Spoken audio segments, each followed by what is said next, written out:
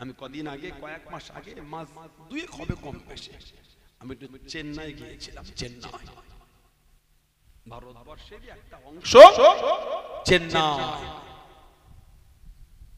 Chennai city থেকে প্রায় 40 kilometre দূরে কুয়ালাম বলে জায়গা আছে।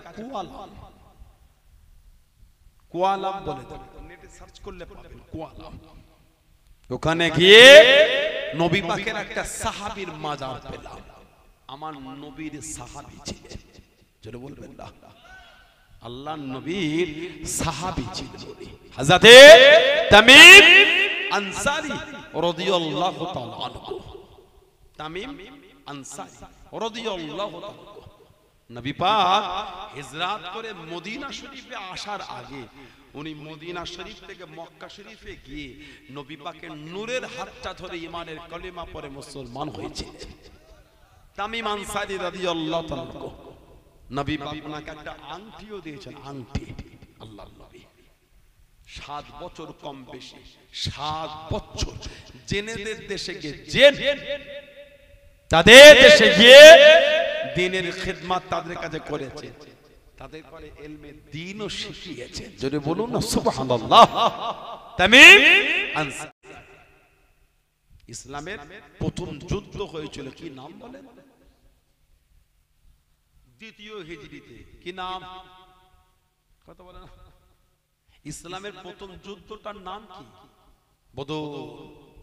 ইসলাম প্রথম যুদ্ধ দ্বিতীয় হিজরি বদর। 313 জন সাহাবা ছিলেন।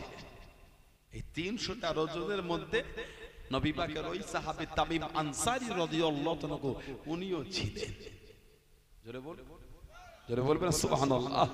313 জনের মধ্যে আমার নবী পাকের নিজের ফুফুতো ভাইও ছিলেন। নাম হযরতে আব্দুল্লাহ ইবনে হুযাফা। আব্দুল্লাহ ইবনে নাম হযরতে জুবায়ের ইবনুল আওয়াম। আমাদের নবীর নিজের ফুফুতো ভাই জুবায়ের ইবনুল আওয়াম রাদিয়াল্লাহু তাআলা আনহু। মাত্র 15 বছর বয়সে উনি মুসলমান হয়েছেন। বললেন না সুবহানাল্লাহ। 15 বছর বয়স জুবায়ের ইবনুল আওয়াম। যেদিন আবু বকর সিদ্দিক মুসলমান হয়েছেন তারপরের দিনই উনি মুসলমান হয়েছিলেন।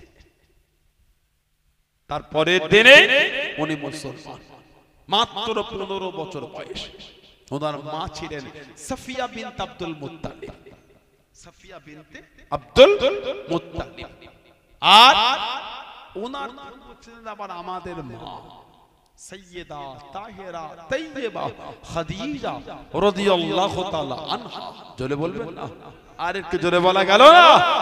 আমাদের মা খাদিজা রাদিয়াল্লাহু তাআলা আনহা, জানাকে স্বয়ং আল্লাহ পাক তিনি নিজে সালাম পাঠিয়েছেন।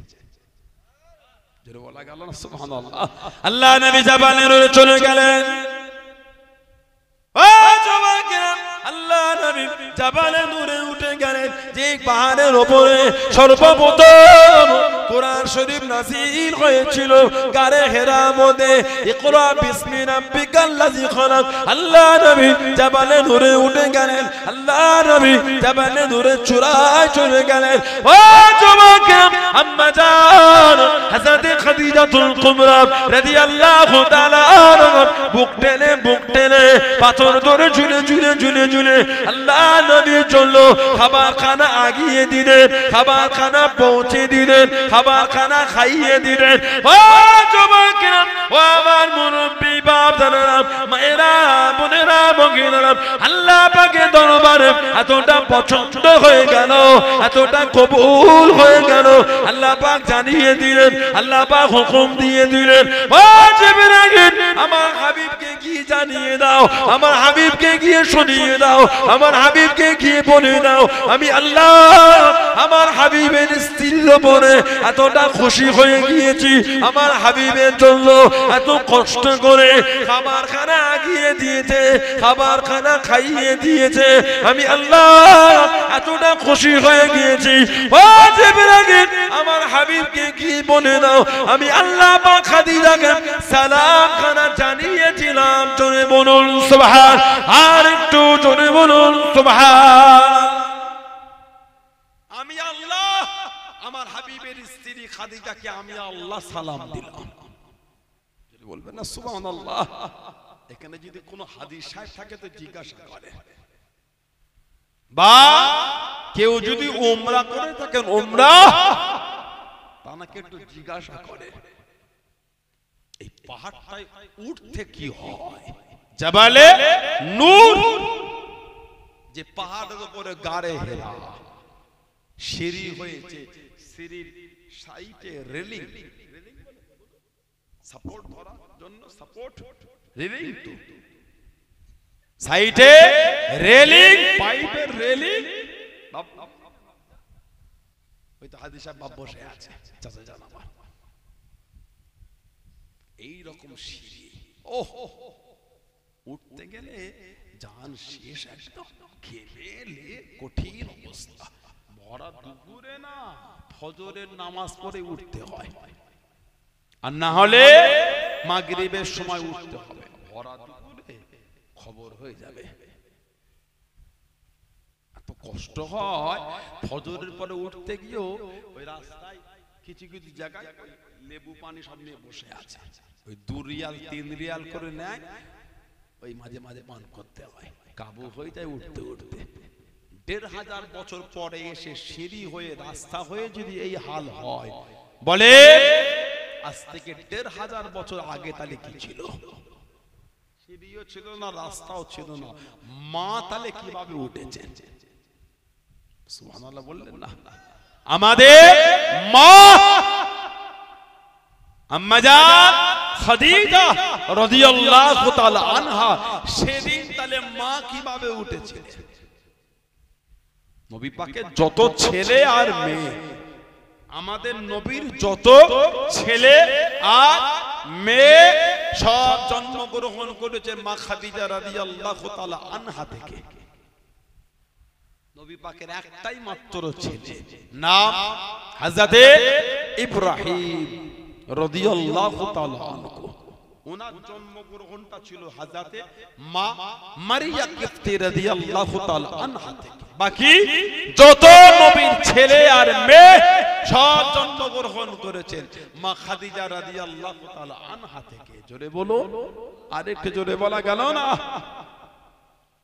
আমার ভাইয়েরা, বাপজানেরা, নবী পাকের আওলাদ হযরত ইব্রাহিম রাদিয়াল্লাহু আনহু, উনি ইন্তেকাল হওয়ার পরে কাফের মুশরিক বেঈমান মুনাফিকরা নবীকে দুঃখ দিয়ে বলতো মুহাম্মদ হলো নিবংশ। নাউজুবিল্লাহ বলে। এখনো কিছু কিছু মানুষ বলে নবীর আওলাদ তো নয়, নবী তো নিবংশ। থামো! আল্লাহ রাসূল বলেছেন ফাতিমা তো বিদআতুম মিন্নি, ফাতেমা ও হচ্ছে আমার শরীরের অংশ। বললেন না সুবহানাল্লাহ? নবী পাক বলেছে ফাতিমা মিন্নি, ফাতিমা রাদিয়াল্লাহু তাআলা আনহা সে আমার থেকে।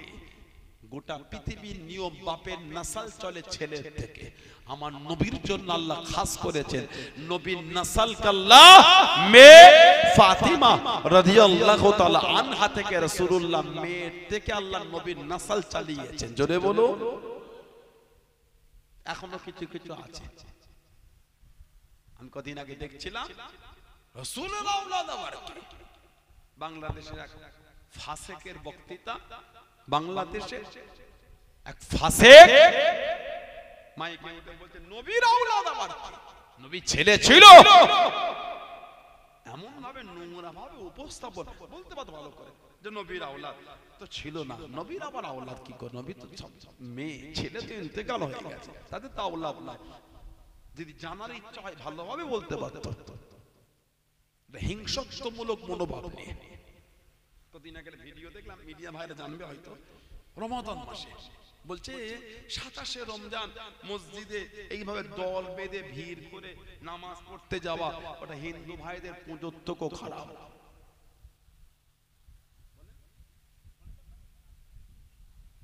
ওটা অন্য বলেছে, ওটা বলছি বলছে 27শে রমজান ওই নামাজ পড়া বলছে হিন্দু ভাইদের পুজোর থেকেও খারাপ বলছে। নাউজুবিল্লাহ বলে। কি নোংরা লোক দেখেছে।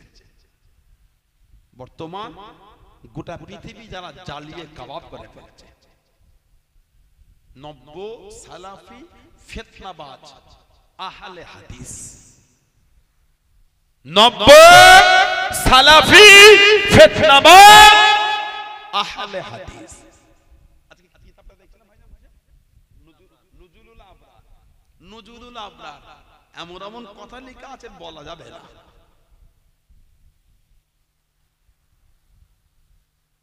মুরব্বি মুরব্বি বাপগুলো আছে, আমার মাগুলি বসে আছে, বোনগুলি বসে, লজ্জা লেগে যাচ্ছে। নুজুলুল আবরার এত নোংরা নোংরা কথা লিখেছে, বলে বেগানা পুরুষ বেগানা মহিলার স্তনের দুধ পান করতে পারবে। নাউযুবিল্লাহ বলেন, আস্তাগফিরুল্লাহ বলবেন না, লা হাওলা ওয়ালা কুওয়াতা ইল্লা বিল্লাহ। আমি মাঝে মাঝে বলি না যে আহলে সুন্নাত ওয়াল জামাত কে ঘাটাও না, অনেক ভারী পড়ে যাবে। যেদিন তোমাদের এই আকীদা গুণী লোককে জানানো শুরু হবে, সেদিন বুঝবে আহলে সুন্নাত ওয়াল জামাতের লোক আজও জিন্দা আছে। জোরে বলতে পারলেন না? আজ জোরে বলা যাবে না। আমরা কিছু কিছু কারণে বলি না, এগুলো থাক বাবা, চুপ থাকি। আমাদের মুরব্বিরা বলেছেন ওগুলো বলো না, আর ওরা লিখেছে, কিন্তু ওদের তো বদমাইশি কম হচ্ছে না। সমাজের কিছু কিছু বাচ্চা দেখবেন আছে বিয়াদবি করে, কেউ বলে মারিস রাগ করিস নি, কিন্তু ভুল। কিন্তু বাচ্চাটার আখের কিন্তু আপনি নষ্ট করে দিচ্ছেন। ওর মধ্যে ওই অভ্যাসটা রয়ে যাবে, বড় হলেও থাকবে। ঠিক বলছি না? বাচ্চা ভুল করেছে, দুখানা মারলো, রাগ করেন, এই চোখ দেখানো কেন করলে, আর করবে না। একটা ভয় কিন্তু মনে আসলো, ঠিক না? যত আহলে সুন্নাত ওয়াল জামাত উলামারা ভাবে বাবা আমরা আমাদের আকীদা নিয়ে, আমরা আমাদের নীতিতে মজবুত, বাবা এগুলো বলবো না। ও বাবা, তাদের ফিতনাবাজদের কামড়ানো তো বন্ধ হচ্ছে না। কত বড় জবানের স্পর্ধা। কদরের রাতে নামাজ পড়া, ওইভাবে দল বেঁধে যাওয়া, এই রেওয়াজ পুজোর থেকেও খারাপ, পুজোর থেকে ভালো বলছে। নেট ঘেটে দেখেন, সত্য না মিথ্যা বলে খুলে দেখেন আপনারা। বুখারী শরীফ আর মুসলিম শরীফে একটা হাদিস আছে, আল্লাহর রাসূল বলেছেন, মুত্তাফাকুন আলাইহি। অন্য হাদিস শরীফের কিতাবে আছে, শব্দটা একটু পরিবর্তন আছে। আমি বুখারী শরীফ আর মুসলিম শরীফ থেকে বলছি, মান কামা লাইলাতুল কদরি ঈমানান ওয়া ইহতিসাবান গফিরা লাহু মা তাকাদ্দামা মিন যানবিহি। আল্লাহর রাসূল বলেছেন, যদি কোন মানুষ ঈমান হালাতে সওয়াবের আশায় কদরের রাতটা কিয়াম অবস্থায় অতিবাহিত করে, কিয়াম মানে দাঁড়ানো, এখানে দাঁড়ানো মানে এখানে নফল নামাজের কথা বলা হচ্ছে। কেউ যদি কদরের রাত নফল নামাজে অতিবাহিত করেন, আল্লাহ ওই বান্দা বান্দীদের বিগত জীবনের গুনাহগুলিকে আল্লাহ সব মাফ করে দেবেন। আপনার মনটা চাইছে কদর রাতে একটু মসজিদে গিয়ে নামাজটা পড়ি, আমার মনটা চাইছে কদর রাতে তারাবির পরে খাওয়া দাওয়া করে একটু নামাজটা পড়তে চায়। ওনার মন তাহলে ভিড় তো মসজিদে হচ্ছে না, হবে না? ভাই যেটা বলছিল, তার কদিন আগে আর একটা ভিডিও বার হলো, বলছে 15ই শাবান যেটাকে আমরা শবে বারাত বলি, ওই রাতে দল বেঁধে মসজিদে নামাজ পড়ার থেকেও বলতে বেশ্যাখানায় থাকা ভালো। নাউজুবিল্লাহ বলবেন না? যারা বলেন আস্তাগফিরুল্লাহ। এই সব কিছু কিছু লোকের ভিডিও এখন আমাদের বাড়ি, আমাদের গ্রামে কিছু কিছু যুবক ছেলে দেখা শুরু করেছে। ঠিক বলছি না ভুল বলছি? মজবুত নীতিটা ঠিক করবেন। জ্বালিয়ে কাবাব করে রেখেছে, ফিতনাবাজ জ্বালিয়ে রেখেছে পড়া। আল্লাহ পাকের ফিতনা থেকে মুসলিম উম্মাহকে আল্লাহ হেফাজত করে, বলুন আমিন। জোরে বলতে পারেন না? আল্লাহ নবীর আওলাদ হযরতে ইব্রাহিম, আল্লাহ ওনাকে যখন তুলে নিলেন, তখন নবীকে দুঃখ দিয়ে ইহুদি কাফের মুনাফিকরা বলতো মুহাম্মদ তো নিবংশ সাল্লাল্লাহু আলাইহি ওয়াসাল্লাম, বলুন নাউযুবিল্লাহ। কেন? পুত্র সন্তান মারা গেল, আল্লাহ পাকের দরবারে পছন্দ হলো না।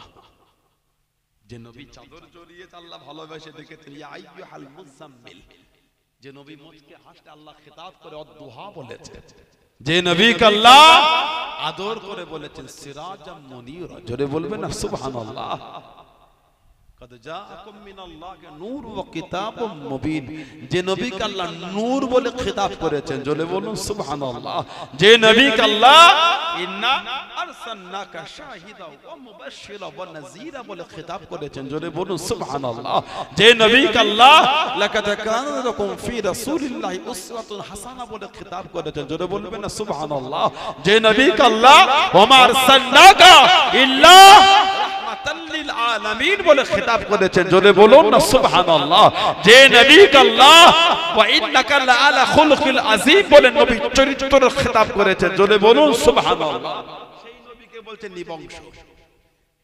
আল্লাহ তাআলা পছন্দ হবে বলে মনে হয় আপনাদের? আল্লাহ পাক গোটা সূরা নাযিল করে দিলেন। কোরআন শরীফের সবথেকে ছোট সূরা, 3টা আয়াত, নাম সূরা কাউসার।